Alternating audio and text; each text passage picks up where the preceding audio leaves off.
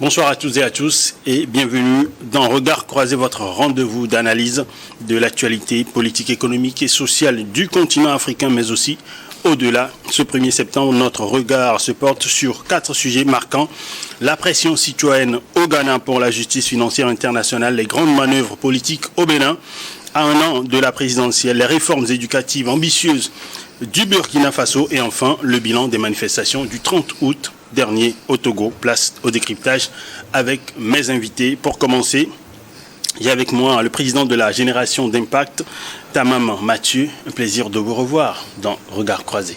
Bonsoir Helmut, bonsoir mes co-débatteurs et bonsoir aux téléspectateurs. Également sur ce plateau, Sana Sadio, analyse politique. Un plaisir de vous revoir dans Regard Croisé, Sana. C'est partagé. Bonsoir à tout le monde. Et puis le dernier, c'est Gabin Adjao. Gabin, juriste et directeur des cabinets Juris Consulting. Un plaisir de vous avoir aussi. Merci Helmut de m'avoir invité. Bonsoir à tous. Merci surtout à tous ceux qui nous suivent et qui nous donnent souvent des conseils. Et bien sûr, merci donc de rester avec nous dans Regard Croisez-vous, nos chers téléspectateurs et chers internautes. N'oubliez pas sur notre chaîne YouTube de liker cette émission et de la partager autour de vous. Vos commentaires sont toujours les bienvenus. On commence par le premier sujet, le Ghana, où des manifestants réclament l'annulation de la dette africaine. Pourquoi le Ghana devient-il un point focal de ce type de contestation? Je vous amène la question, Sana. Je suis surpris que ça commence par moi. Bon, il faut dire quand même que depuis un certain temps, il y a des problèmes liés à la dette du Ghana. D'abord, qu'est-ce que c'est que la dette? La dette, c'est l'ensemble des emprunts que l'État contracte pour financer ses dépenses. Et pour que cette dette soit soutenable dans ce sens où il ne faut pas que le niveau de la dette puisse compromettre la stabilité économique du pays et compromettre aussi ses capacités de remboursement des dettes à moyen et long terme. Il y a des seuils. D'habitude, c'est soit 55%, soit 70%. Et il se fait que la dette du Ghana dépasse, je crois, les 60%. Ça veut dire que ce seuil a été déjà franchi. Donc, à partir de ce moment-là, lorsque vous dépassez ce seuil et que vous voulez encore emprunter sur les marchés financiers, les taux d'emprunt deviennent extrêmement élevés. Et qui dit taux d'emprunt élevé, dit le service de la dette, c'est-à-dire les remboursements élevés, à tel point qu'aujourd'hui, plus de 40% des recettes fiscales du Ghana servent à rembourser les dettes déjà contractées. C'est lié à beaucoup de facteurs, c'est-à-dire déjà comment on appelle l'effondrement du Sili à un moment donné, l'explosion des dépenses sociales à cause de la Covid, et tout ça là asphyxie aujourd'hui l'économie ghanéenne. Ce n'est pas le Ghana seul, je crois il y a d'autres pays, je ne sais pas si c'est la Zambie ou un autre pays aussi qui est dans la même situation. Donc ce n'est pas pour rien que c'est au Ghana aujourd'hui que cette manifestation a eu lieu, et ce n'est pas pour rien parce qu'aujourd'hui la priorité du président Mahama, c'est de restructurer, de faire une restructuration budgétaire du pays. Et donc aujourd'hui, c'est l'économie ghanéenne qui se trouve asphyxiée, faute, n'est-ce pas, de trouver une solution pour restructurer ou bien rééchelonner. Bon, moi, je ne perçois pas cette manifestation comme une annulation pure et simple de la dette, mais plutôt comme une refonte. Il faut qu'elle soit soutenable, le niveau de la dette, peut-être la rééchelonner sur une plus longue durée, parce que lorsque vous avez des dépenses d'ordre social à satisfaire, alors que ces mêmes dépenses ne sont pas, comme on le dit, c'est-à-dire que le social, c'est-à-dire l'impact du social, c'est à long terme. Donc aujourd'hui, si cette dette n'est pas rééchelonnée, ça veut dire qu'il n'y aura pas de dépenses dans le social comme dans l'éducation, dans les services de base. Et ça crée une crise sociale qui peut peut-être mener à un soulèvement. Alors qu'aujourd'hui, comment on appelle, le Ghana a besoin de stabilité sociale, oui, pour mener à bien ces réformes, pour restructurer en profondeur son économie. En gros, vous pensez que cette revendication ne peut pas avoir de réponse absolue? Non, aujourd'hui, je pense qu'aujourd'hui, ceux qui sont en mesure de rééchelonner la dette, la restructurer ou bien l'annuler pure et simple, ce sont les bailleurs internationaux, notamment les pays comme la Chine, etc. Et je pense que quand l'économie est crédible, les bailleurs aussi n'hésitent pas à donner des concessions. Mais je pense que cela nécessite un dialogue franc et sincère, cela nécessite une certaine transparence de l'économie. Et la situation dans laquelle le Ghana est aujourd'hui, c'est parce qu'aujourd'hui le Ghana est, comment on appelle, le taux de change du Ghana est fortement lié à des devises extérieures. Aujourd'hui, qui sont ceux qui fixent les taux des matières premières? Lorsque votre économie se base sur l'exportation de beaucoup de métaux précieux, etc., qui fixent les taux des matières premières, du cacao, etc. Donc, parfois, c'est des chocs externes. C'est l'un des risques lorsque vous avez une monnaie flottante. C'est composé de matières premières, vos fondamentaux économiques, et les prix, justement, de ces matières premières ne dépendent pas de vous et qui fluctuent sur les marchés, qui décident des prix du café, du cacao, etc. Donc, c'est une problématique qu'il faut analyser en profondeur. Alors, Mathieu, tu as même pensé que cette revendication pourrait avoir une réponse absolue au Ghana? La revendication de la société civile et de toute la population qui s'est mobilisée la dernière fois au Ghana me rappelle un peu Thomas Sankara, qui disait que la dette extérieure africaine ne devait pas être remboursée. Si nous ne remboursons pas, les créanciers ne mourront pas. Mais si nous remboursons, nous mourrons. Les pays africains mourront. Et vous n'êtes pas sans savoir que l'Afrique est le continent qui a le plus subi d'injustices dans l'histoire. Et ces injustices ont trait à l'économie également. Et aujourd'hui, nous n'allons pas circoncire cette revendication seulement au Ghana, mais c'est une revendication qui doit concerner toute l'Afrique. Le Ghana seul ne peut pas obtenir gain de cause, mais si toute l'Afrique entière se mobilise derrière le Ghana, je pense que nous pourrons obtenir gain de cause. Pourquoi? Parce que cette dette d'abord relève d'un héritage colonial. Au lendemain Uniquement? Pas uniquement d'un héritage colonial, mais au lendemain des indépendances, l'Afrique a dû faire recours aux endettements extérieurs pour pouvoir financer les infrastructures. Et dans les années 70, années 80, le taux d'intérêt de ces emprunts ont augmenté. Au-delà, le choc pétrolier a alourdi la dette africaine. En sorte, comme le disait mon ami, qu'au final, aujourd'hui, quand nous prenons le cas particulier du Ghana, vous constaterez que 80% des recettes fiscales servent à payer la dette. Et cela veut dire que le Ghana n'a plus vraiment de possibilité de financer d'autres secteurs.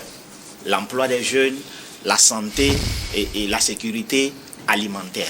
Donc ça devient vraiment urgent de réclamer l'annulation de la dette ou, et si on ne peut pas obtenir l'annulation de la dette, au moins le réajustement. Et au-delà de ça, on a le FMI et la Banque mondiale qui vient avec le programme de réajustement structurel contraignant les pays africains à réduire leurs dépenses publiques. Et qui dit réduire dépenses publiques dit financer moins l'éducation, financer moins la santé, financer moins le secteur agricole. Et cela veut dire que nous appauvrissons, nos pays sont appauvris et nous n'avons pas la possibilité de nous développer. Et en face de cette situation, il faut simplement se réveiller, il faut simplement se mobiliser et revendiquer. Et pour moi, mon souhait le plus ardent, c'est que cette manifestation ne se limite pas seulement au Ghana, si nous voulons vraiment obtenir. Et vous pensez que la réaction devra venir du Ghana ou des bailleurs? Bon, parce que aujourd'hui, les manifestants s'adressent non seulement aux dirigeants africains, au-delà du Ghana, mais aussi aux bailleurs de fonds. Vous venez de le dire, le Fonds monétaire international. Effectivement, ce n'est qu'un début. Et pour moi, j'ai dit, pour obtenir résultat, le Ghana seul ne peut pas obtenir gain de cause. Vous allez constater que lors de ces manifestations, il y a eu des organisations de société civile d'autres pays qui se sont déplacées. Et même la vice-présidente du Ghana s'est déplacée également. Ça veut dire que c'est un soutien politique à ces manifestations. Et pour pouvoir contraindre les bailleurs de fonds à céder, il faut vraiment qu'il y ait une solidarité une internationale. solidarité intercontinentale. C'est ce qui est important aujourd'hui. Le Ghana seul, certes, on s'adresse aux dirigeants africains, mais au-delà, je pense que c'est beaucoup plus la jeunesse africaine qui est concernée par cette lutte. Donc vous demandez aux autres populations également de se mettre dans la rue contre la dette internationale. Vivement, je souhaiterais d'ailleurs que nous organisons également ces manifestations au Togo et dans toute l'Afrique.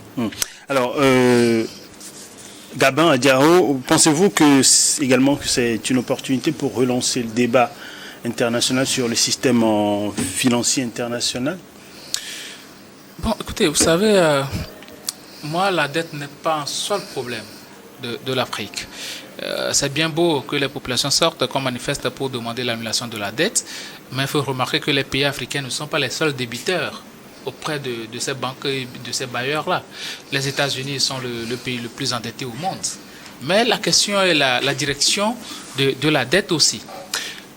On a remarqué lors du sommet sur la dette ici au Togo, avec notamment la participation du président ghanéen John Dramani Mahama, où on a parlé réellement de la direction de la dette et des impositions qui sont faites par les créanciers, c'est-à-dire la Banque mondiale, le FMI et les autres bailleurs de fonds.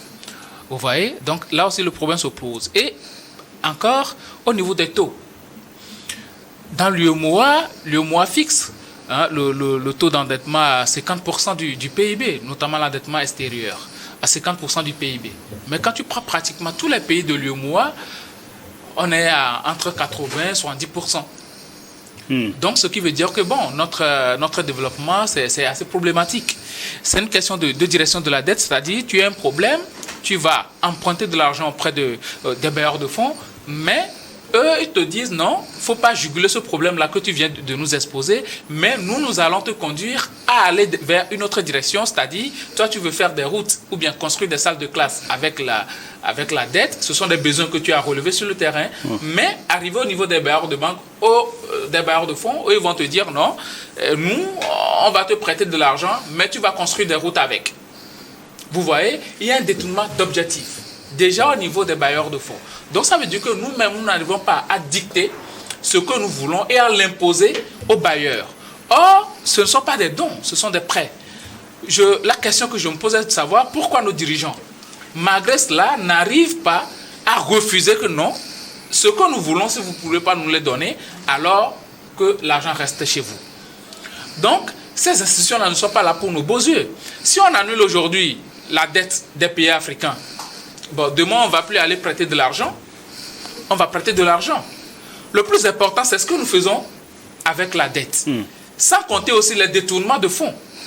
Parce que la plupart du temps, pour un travail de peut-être 25 milliards, on va vous dire que ce sont 15 milliards. Vous voyez un peu? Donc ça endette la population et on perd 2 fois plus. C'est-à-dire, vous empruntez de l'argent, la population va rembourser, mais il y a quelqu'un là-bas qui se dit autorité, qui met pratiquement le tiers de ce qu'il a perçu auprès des bailleurs de banque, de fonds, en poche, et ça pénalise encore plus la population. Donc à un moment donné, la question de la dette, c'est très important. C'est pourquoi j'ai salué véritablement ce sommet-là qu'il y a eu au Togo, mais la dette en elle-même n'est pas le problème. Le problème est véritablement ailleurs par rapport à la gestion de la dette et surtout à la direction qu'on donne à cette dette-là. Maintenant, c'est à nous, Africains, en rang serré, de savoir réellement ce qu'on veut auprès des bailleurs. On peut déterminer nos conditions. Puisque ce ne sont pas des dons, on peut arriver à déterminer des conditions dans lesquelles on peut emprunter de l'argent et les conditions, à quel taux d'ailleurs, on va rembourser cet argent-là. Si nous, on n'existe pas, ces banques ne vont pas exister. Les banques existent parce que les clients sont là. Nous sommes les clients de ces banques et donc nous avons aussi nos droits et nous devons nous imposer aussi à un moment donné. Si à un moment donné on accepte tout et on se dit bon, puisque ce sont eux qui décident, ce sont eux qui nous donnent de l'argent, même s'il y a détournement d'objectifs, on va quand même accepter cet argent-là. Alors que nous n'avons pas besoin pour le moment d'investir dans ce domaine donné, je pense que c'est se leurrer. C'est se leurrer. Le cas spécifique du Ghana, on l'avait vu entre-temps. Le Ghana même avait dit qu'ils ont épongé pratiquement toute leur ardoise. sous Nana Akufo-Addo. Le populiste. Mais quelques mois après, toutes les caisses de l'État étaient vides. Il demandait encore des prêts auprès des institutions de Bretton Woods. Donc ça veut dire que éponger la dette, annuler la dette, ça ne va pas résoudre le problème.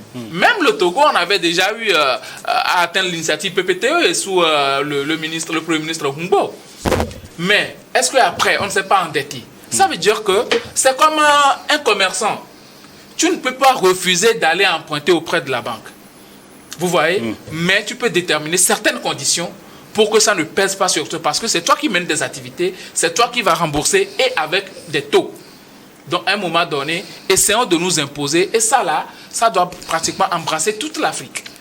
Ça doit être une prise de conscience collective au niveau des pays africains pour qu'en rang serré, on puisse demander de meilleures conditions quant aux emprunts qu'on va faire auprès des institutions de Bretton Woods et des bailleurs de fonds. Merci Gabin Diao. Alors, on arrive au terme de la première partie de Regard croisé. On va observer la toute première pause. On revient tout à l'heure pour évoquer la présidentielle qui s'annonce dans un an au Bénin.